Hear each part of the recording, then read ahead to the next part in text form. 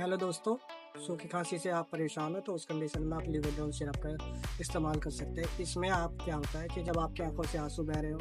नाक से पानी बह रहा हो, गले में खराश हो, अजीब सा महसूस होता हो, आपको सोते समय खांसी इतनी आती है कि आपकी आंखें खुल जाती हैं, खांसते-खांसते आपको उल्टी हो जाती है। इन सभी परेशानियों में आप लिवेडोल सिरप का इस्तेमाल कर सकते हैं, जिसके अंदर लेवोट्रोपाज़िन और सीपीएम का कॉम्बिनेशन होता है। सूखी खांसी के लिए अगर हम इसे बोलें तो रामबाण बोल सकते हैं, क्योंकि जिन लोगों को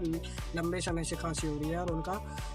कोई भी समाधान नहीं है, डॉक्टरों ने बहुत तरह की दवाई लिख दी है, कभी कोई सा सिरप दिया जा रहा है, कभी कोई सा सिरप दिया जा रहा है, उस कंडीशन में आप लिवेडोल सिरप का इस्तेमाल कर सकते हैं।